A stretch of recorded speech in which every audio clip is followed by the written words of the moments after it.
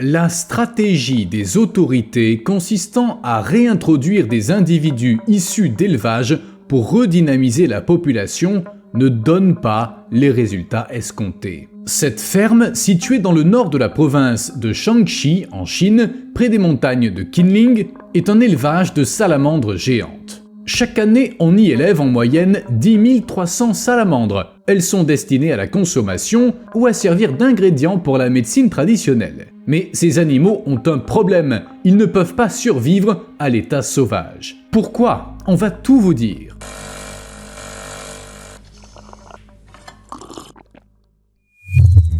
Pour comprendre pourquoi ces salamandres ne peuvent pas survivre dans la nature, il faut retracer leur parcours évolutif. On pense que les salamandres sont apparues au cours du Jurassique, il y a 150 à 170 millions d'années. La classification moderne les place dans la famille des Cryptobranchidae. Pendant longtemps, elles ont peu changé, mais il y a 55 à 70 millions d'années, le genre Andrias s'est séparé de la famille. Ça s'est produit lors de l'extinction du Crétacé-Paléogène, une période riche en cataclysmes qui a vu la disparition de nombreuses espèces et la transformation d'écosystèmes. Fait remarquable, les salamandres n'en ont pas été affectées. Elles avaient un truc. Il y a 8 millions d'années, le genre Andrias s'est scindé en deux espèces, Andrias davidianus et Andrias japonicus. Bien plus tard, la salamandre géante de Chine allait surprendre les chercheurs modernes, mais on y reviendra dans un moment. Les salamandres géantes ont coexisté pacifiquement avec les humains pendant des millions d'années. Mais lorsqu'on a commencé à en élever pour les mettre dans notre assiette, les choses ont mal tourné. Comment ça marche, une ferme à salamandres? D'abord, il faut en capturer dans la nature, puis on les met dans des bassins et on attend qu'elles s'accouplent. Les rejetons naissent, ils s'accouplent et c'est reparti pour un tour. Jusque-là, pas de problème. C'est ce qu'on fait dans toutes les fermes du monde. De temps en temps, on introduit de nouvelles salamandres sauvages pour éviter des problèmes de consanguinité. Regardons ces fermes de plus près. En 2012, les fermes de la province du Shaanxi représentaient 70% de tous les élevages de salamandres en Chine, mais il en existe également dans le Guizhou et dans d'autres provinces. Il s'agit d'un type d'élevage assez populaire et rentable, dont l'histoire est aussi ancienne que fascinante. Les salamandres géantes sont beaucoup plus grandes que les autres amphibiens. C'est la plus grande espèce du monde. Elles ressemblent à de longs blobs visqueux avec de courtes pattes et de petits yeux, mais ces créatures sont des super prédateurs. Cependant, leur style de chasse est du genre paresseux. Elles se cachent et elles attrapent ce qui passe à leur portée. Pour survivre ainsi, les salamandres géantes mangent de tout. Insectes, mille-pattes, nématodes, autres amphibiens, y compris d'autres salamandres, crabes d'eau douce, crevettes, poissons et même musaraignes aquatiques. Les salamandres géantes passent la majeure partie de leur temps immergées, ne remontant à la surface que pour respirer, mais pas comme les autres animaux, elles respirent par la peau. Un de leurs traits les plus spectaculaires est leur remarquable capacité à régénérer des fragments de tissu, même de grande taille, en cas de blessure. C'est tout ça qui a rendu les salamandres géantes si résistantes et qui leur a permis de survivre aussi longtemps. Tout au long de leur existence, elles ont très peu changé. La salamandre que vous voyez à l'écran est presque identique à celle que croisaient les tyrannosaures. Et les tyrannosaures les remarquaient certainement, car les salamandres géantes sont géantes. Celle-là semble déjà très grande par rapport aux mains de l'homme. Elle fait la taille d'un chien, mais il y a plus grand encore. Au fait, regardez ses pattes. Certains les trouvent dégoûtantes, mais pour moi, elles ont un côté mignon. Pendant longtemps, on a considéré qu'il n'y avait qu'une seule espèce de salamandre géante de Chine. Cependant, on a fini par déterminer qu'il existait 5 à 8 espèces distinctes de salamandres géantes de Chine à l'état sauvage. Pourquoi cette confusion? Le principal problème réside dans le fait que malgré leur diversité génétique, elles se ressemblent beaucoup. Même les zoologistes spécialisés dans les salamandres ont du mal à les différencier, sans parler des éleveurs. Vous voyez où je veux en venir? Les éleveurs ne se rendaient pas compte qu'ils élevaient des individus de plusieurs espèces différentes. Heureusement, ces espèces étaient suffisamment proches pour pouvoir s'accoupler et se reproduire. Elles se mélangeaient donc les unes aux autres, perdant peu à peu les caractéristiques qui leur avaient permis de survivre. À un moment donné, des experts l'ont remarqué et ils ont tiré la sonnette d'alarme. Ils ont réalisé que les salamandres géantes étaient au bord de l'extinction, comme le confirmaient les recherches d'individus sauvages. Là où l'on trouvait autrefois 2 ou 3 salamandres en une seule soirée, il n'y en avait plus une seule. Pour mesurer l'ampleur du problème, des experts se sont frayés un chemin dans la boue et le fumier. Tard dans la nuit, ils ont pataugé dans les ruisseaux avec des bottes montantes en caoutchouc, explorant de petites grottes, le genre d'endroit qu'affectionnent les créatures nocturnes. Malgré leurs efforts, ils n'ont pas trouvé une seule salamandre sauvage durant l'été. Les gens attrapaient les salamandres plus vite qu'elles ne se reproduisaient pour les vendre ou les ajouter à leur élevage. Et le résultat était dramatique. Je le disais, les fermes hébergent des salamandres sauvages avec différents traits. En se reproduisant, elles donnent naissance à des hybrides. Plus de 1000 amphibiens d'élevage ont été analysés génétiquement, et tous étaient des hybrides. Le problème, c'est que ça cause une perte de diversité génétique et une disparition des traits propres à chaque individu. Le pire, c'est que pendant quelque temps, la population de salamandres sauvages s'est effondrée à la suite de la montée en flèche de leur prix et de l'agrandissement des élevages. Il y avait de plus en plus de braconniers et les amphibiens étaient à 2 doigts de l'extinction. Pour résoudre le problème, les autorités chinoises ont opté pour une tactique simple, relâcher dans la nature des salamandres élevées en captivité afin de rétablir leur nombre. C'était une très mauvaise idée. Pourquoi ? Car la plupart de ces animaux étaient des hybrides. Imaginez 5 espèces de salamandres, chacune parfaitement adaptée à une région particulière. Imaginez maintenant qu'on les réunisse et qu'on les fasse se reproduire ensemble. Pour les chercheurs, une telle expérience est digne d'un savant fou. Ça conduit à un véritable méli-mélo génétique. Relâcher de tels amphibiens dans la nature pour reconstituer leur population est une mauvaise idée. Ça risque même de faire empirer les choses et d'entraîner l'extinction de ces espèces uniques. Comme celle des autres animaux, la survie des salamandres dépend d'un équilibre délicat depuis des millions d'années. Et il y a encore un autre problème. Des maladies peuvent apparaître dans les élevages. Les salamandres peuvent tomber malades, puis se rétablir après avoir développé une immunité contre certaines maladies. Le problème, c'est que ces mêmes salamandres peuvent être porteuses d'infections sans présenter de symptômes. Les relâcher dans la nature, loin de revitaliser la population sauvage, pourrait causer un tas de problèmes. Un gros tas de problèmes. En avril 2022, la police de Guangzhou a résolu une affaire de vol de salamandres géantes dont la valeur était estimée à plus de 300 000 yuan, soit environ 38 400 €. Tout ça pour une trentaine de ces créatures. C'est dire à quel point elles sont convoitées. Elles valent si cher que certains ont recours à des délits plus graves que le simple vol. En 2010, dans la ville de Hanzhong, un jeune éleveur de 20 ans a appris qu'une ferme de salamandres géantes prévoyait de donner de jeunes animaux à ses actionnaires. L'éleveur a donc décidé de voler les jeunes salamandres. Il s'est rendu à la ferme où se trouvait un gardien. Sachant que ce dernier risquait de se mettre en travers de son chemin, l'éleveur est retourné chez lui, a pris une houe et il a attiré l'homme à l'écart de la ferme. Puis, alors qu'il marchait devant lui sans se douter de rien, l'éleveur lui a asséné un coup de houe sur la tête. Une fois l'homme à terre, l'éleveur a terminé le travail à main nue. Il a ensuite volé une clé dans la poche du gardien, il s'est introduit dans la ferme et il s'est emparé de 1309 petites salamandres d'une valeur de 137 445 yuan, soit 17 600 €. Bien qu'il ait tenté de dissimuler la mort du gardien et de se débarrasser des preuves, le criminel a tout de même été arrêté et condamné à mort. En Chine, on ne prend pas de telles choses à la légère. Mais malgré des lois strictes et des sanctions sévères, la protection des salamandres géantes n'est pas aussi efficace que prévu. L'amende pour braconnage est assez faible, seulement 50 yuan ou 6 €, alors que les restaurants sont prêts à payer entre 230 et 370 € pour 1 kilo de viande. Pas étonnant que le braconnage ait un tel succès.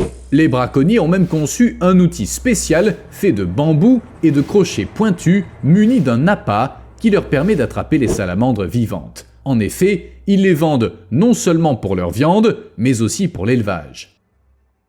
Dans les années 1990, alors que la population de salamandres diminuait, les braconniers ont pris des mesures drastiques en empoisonnant des cours d'eau afin d'éliminer les derniers animaux restants. C'était aussi brutal qu'efficace. Il faut savoir que la chasse à la salamandre géante n'a rien d'une pratique traditionnelle en Asie. C'est un phénomène qui est apparu lors de la grande famine chinoise, qui a eu lieu de 1959 à 1961. Cette catastrophe qui a entraîné la mort de 15 à 45 millions de personnes selon les sources, a conduit à des mesures extrêmes.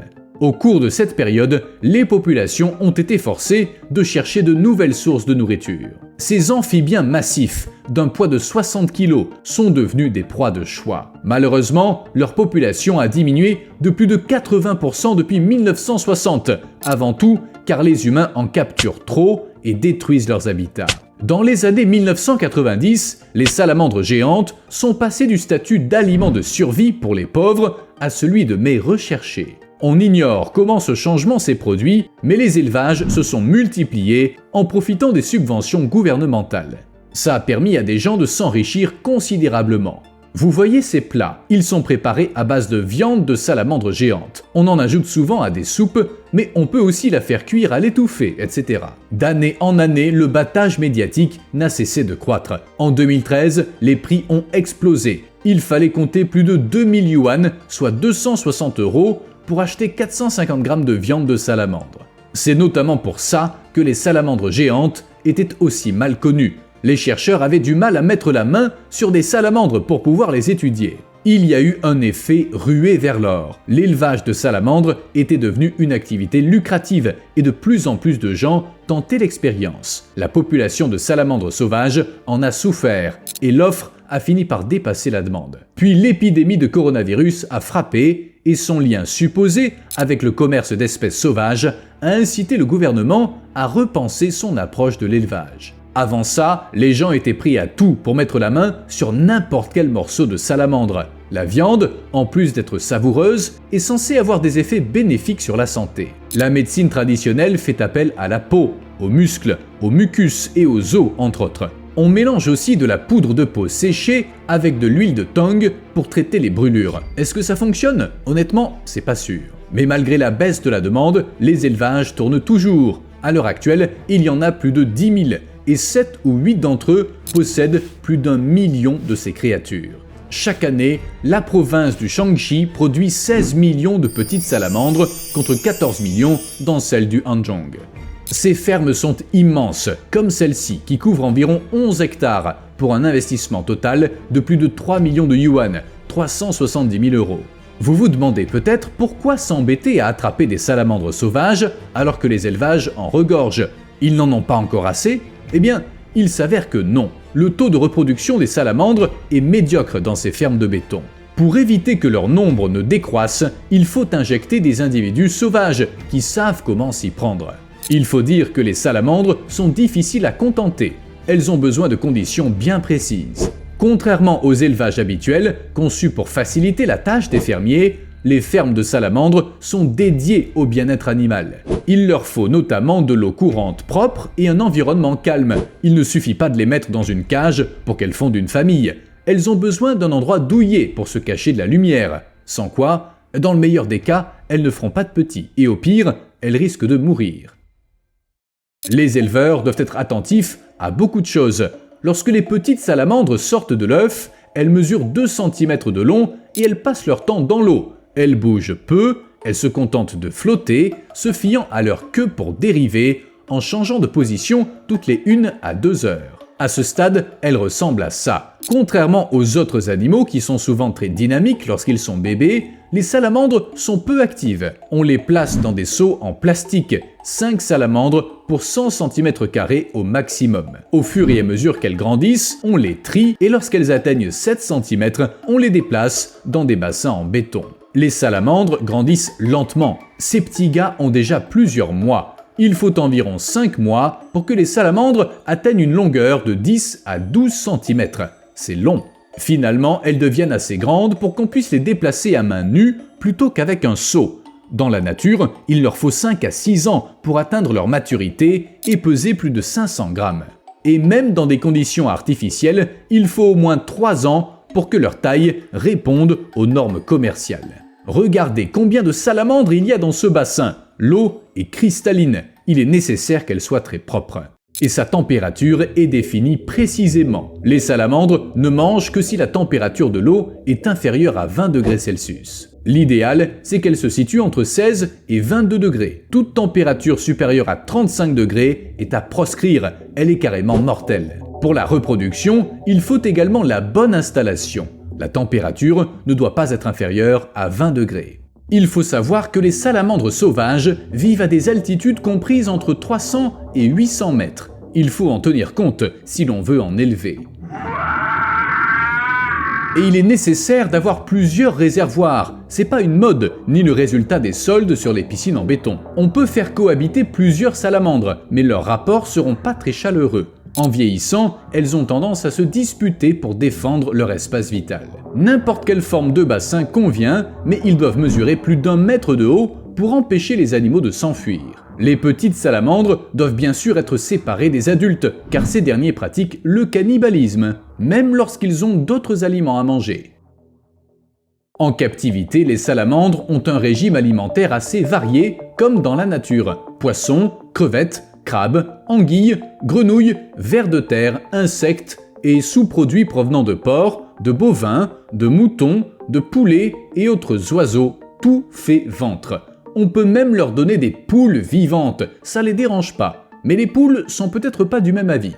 À côté de la zone d'élevage, on trouve les ateliers de production et de transformation, sauf dans les fermes qui vendent des salamandres vivantes. Des bus touristiques s'y arrêtent parfois. Souvent, les touristes cassent la croûte après la visite et ils achètent quelque chose de savoureux en guise de souvenir. Ou quelque chose d'utile. Les salamandres, vous vous en souvenez, sont réputées avoir des propriétés curatives. Même si les salamandres ont l'air de prendre la vie du bon côté, de grandir lentement et d'être décontractées, elles s'enfuient dès qu'elles en ont l'occasion. Les salamandres géantes sont étonnamment rapides sur terre et dans l'eau. Elles peuvent grimper et, selon un article chinois, même soulever des objets lourds. Elles s'enfuient dès que les éleveurs font preuve d'inattention.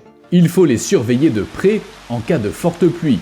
Toutes les entrées et sorties d'eau, les allées et le reste de la ferme doivent être équipés de dispositifs empêchant les animaux de s'enfuir. Poursuivre une salamandre sous la pluie et essayer d'attraper cette grosse chose agile et glissante ne doit pas être une partie de plaisir. Sans compter que les salamandres sont un bien précieux qui attire les voleurs. Et n'oublions pas un détail d'importance. Les salamandres géantes de Chine se reproduisent de la mi-août à la mi-octobre. Un étang héberge une vingtaine de salamandres reproductrices qui disposent de grottes spécialement aménagées. Les éleveurs peuvent se rincer l'œil, enfin observer le processus via des trous d'observation situés au-dessus des grottes. Les salamandres géantes se reproduisent dans l'eau et les petits éclosent 40 à 60 jours après la ponte. Pendant cette période, les salamandres sont très exigeantes en ce qui concerne la qualité de l'eau, l'environnement et la température. Cependant, pour ceux qui sont prêts à se plier à leurs caprices, il est possible, du moins il était possible, d'engranger pas mal d'argent. Un éleveur de 100 salamandres peut empocher environ 6 400 € de bénéfices nets au bout d'un an, soit plus de 50 000 yuan.